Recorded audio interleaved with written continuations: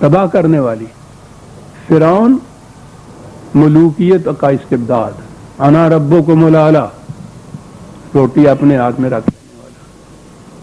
حامان مذہبی پیشوائیت, جس کا اقتدار بادشاہوں سے بھی زیادہ غالب ہوتا ہے.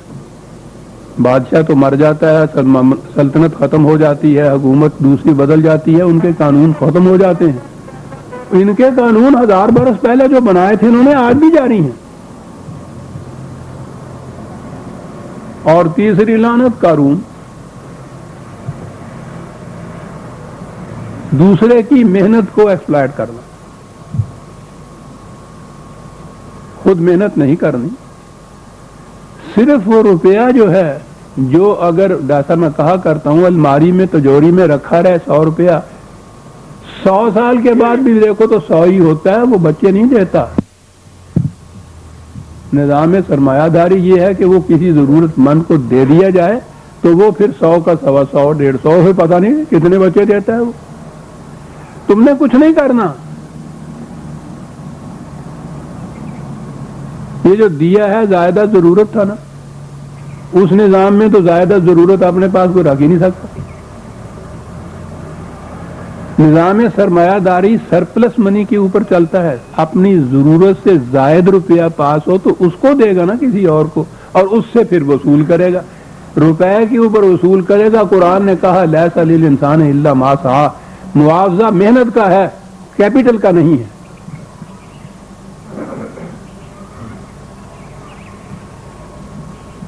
اب آیا دور ملوکیت.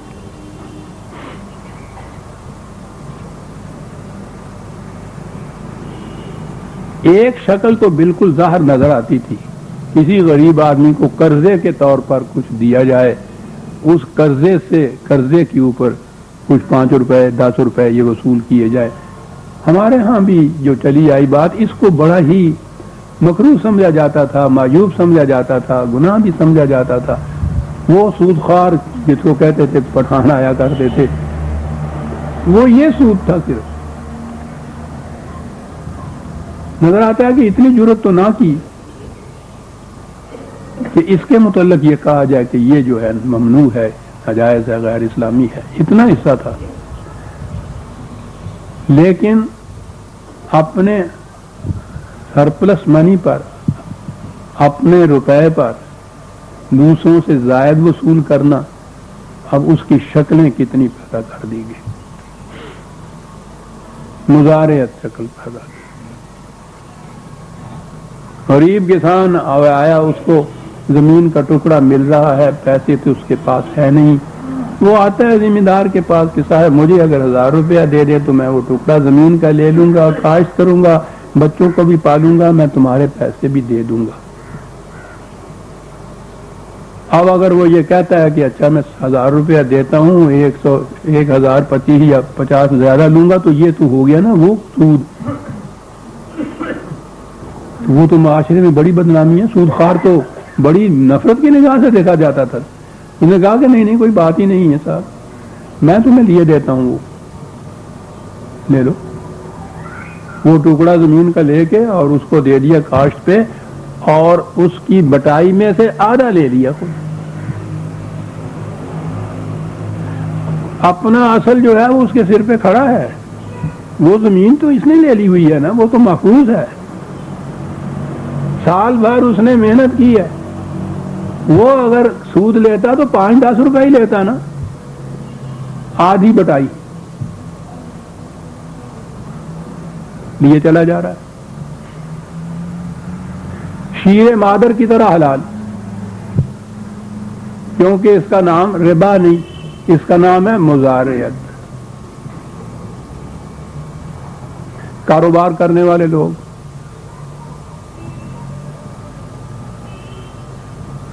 وہ کاروبار کچھ کرتا ہے, یہ سلیپنگ پارٹنر جسے کہتے ہیں, یہ کچھ روپیہ اس کو انویسٹ کر دیتا ہے, یہ شامل کر دو. یہ خود کچھ نہیں کرتا, وہ سب کچھ وہ کرتا ہے. جتنا منافع ہوتا ہے آدھا اس کا. کس چیز کا منافع ہے؟ وہ روپیہ اصل جو دیا تھا سود نہیں کہا گیا، کیونکہ سود تو معاذ اللہ سود خوار ہونا تو سب حرام خور ہوتا ہے آدمی۔ یہ کیا ہے؟ یہ ہے مضاربت۔ الفاظ بدل دیے، اصطلاح بدل دی۔ ارے اس کو اگر قرض کیا کہ دیتے اسی کاروباری آدمی کو، اس سے واپس لیتے اس سے زیادہ کچھ، تو وہ تو ہوتا نا سود۔ نہ جی معاذ اللہ لا حول ولا سود خوار نہ، یہ مضاربت ہے۔ زمانہ مہذب ہوتا چلا جا رہا ہے، غیر مہذب زمانے میں کروڑ شکل ہوتی تھی ہر چیز کی، بندوق بھی توڑے دار ہوتی تھی۔ تو جو جو زمانہ مہذب ہوتا ہے یہی شکلیں جتنی بھی ابلیسیت کی ہیں ریفائنڈ ہوتی چلی جاتی ہیں۔ اب بینکنگ کا کاروبار ہے، اب وہ مضاربت مشارکت نہیں چاہتی، بلا سود بینکاری۔ بھائی یہ کیا ہوئی بینکاری؟ روپیہ ان کو دے دو، کاروبار وہ کرتے ہیں اور اس کے بعد وہ اناؤنس کرتے ہیں کہ صاحب اتنے فیصد منافع ان کو دیا جائے گا۔ یہ بلا سود بینکاری۔ بلا سود اس کو کہا تو پھر کوئی باسود بھی تو ہونی چاہیے نا۔ اسی بینک میں ایک اور بینکاری ہوتی ہے باسود، وہ پہلے بتا دیتے ہیں کہ صاحب 8% تم کو مل جائے گا، باسود بینکاری، وہ بلا سود بینکاری۔ اور پھر اس سے آگے جنت بھی ساتھ۔ اس باسود بینکاری کے اوپر بینک میں جو جمع ہوتا ہے اس کے اوپر زکوٰۃ کاٹی جاتی ہے، زکوٰۃ جس کے معنی پاکیزہ ہے۔ اس سود سے، اس ربا سے کچھ رقم کاٹی جاتی ہے جسے قرآن نے بنص صریح حرام کہا ہے، بغاوت کہا ہے خدا اور رسول کے خلاف، اس میں سے کاٹ کے وہ زکوٰۃ ہو جاتی ہے۔ بدل کے بھیس زمانے میں پھر سے آتے ہیں، اگرچہ پیر ہے آدم، جوان ہے لات و مناد، یہ تو جوانی سے بھی کچھ زیادہ بڑھ جاتے ہیں لات و مناد جو ہے، ڈاڈے تگڑے ہوں نے پھر۔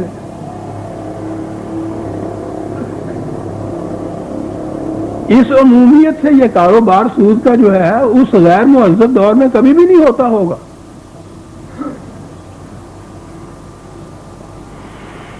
قرآن ہے عزیزان من،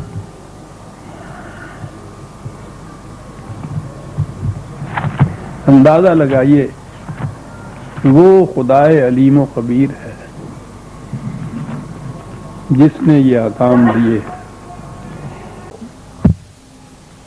جتھے والے کی تو سب عزت کرتے ہیں، جو تنہا محسوس کر رہا ہے اس کی عزت کرو۔ وَلَا تَكْرِمُونَ الْيَتِيمَ۔ جہنم میں جانے والوں کے متعلق کہا کہ وہ پوچھتے تھے کہ ہم اس کی عزت نہیں کرتے تھے کہ جو تنہا رہ جاتا تھا۔ عزت اسی کی ہے جس کے پاس ووٹس بہت زیادہ ہوں۔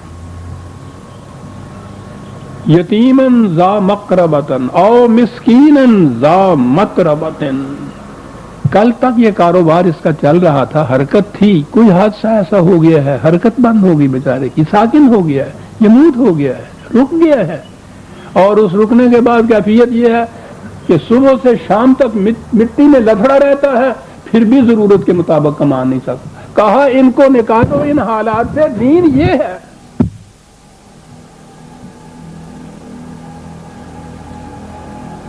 لیکن یہ پہاڑ کی گھاٹی پہ چڑھنا ہے، اسی لیے تاکید کی جا رہی ہے کہ والے رب کا فصبر، یہ ہے وہ ربوبیت کا انتظام جس کے لیے بڑے ہی استقامت اور استقلال کی ضرورت ہوگی،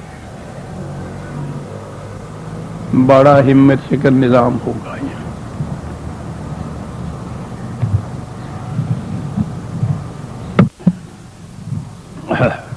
کہا یہ تیاریاں کرو، اس لیے کہ یہ جو تجوریوں والے بیٹھے ہیں سانپ بن کر اپنے اپنے خزانے پہ، آسانی سے نہیں چھوڑیں گے یہ۔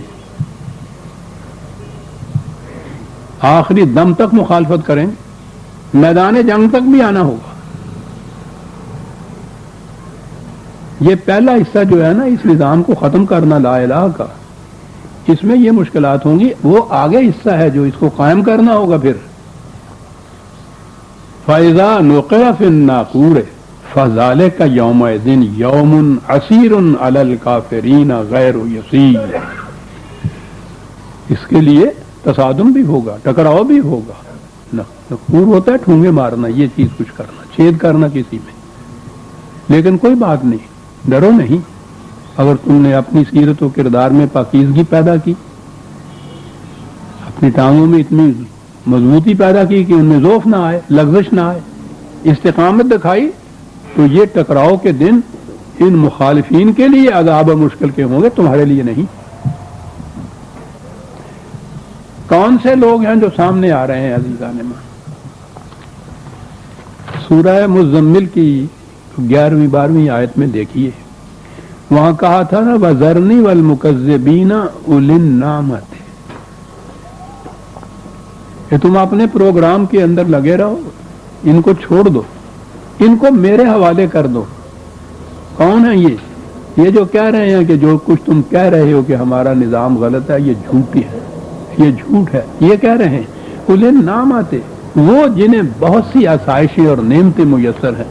یہ وہی تھے جن کے متعلق کہا کہ انہیں چھوڑ دو میرے, یعنی ٹکراؤ ان کے ساتھ ہو رہا ہے. اور یہاں بھی کہا کہ کون سا ذرنی, یہاں بھی ہے. اور یہاں یہ بڑے ایک محاکاتی انداز میں ایک بات کہی قرآن نے, عجیب انداز میں یہ بتایا. پہلے تو یہ ہے کہ ذرنی ومن خلقت وحیدا, ایک لفظ میں بات ساری کہہ گئی. ہر بچہ جو پیدا ہوتا ہے عزیزان من, وہ اپنے ساتھ ایک ٹکا بھی نہیں لاتا ہے, کپڑا بھی نہیں ہوتا اس کا کہ اپنی برہن کی جو ہے اس کو بھی ڈھانپ سکے.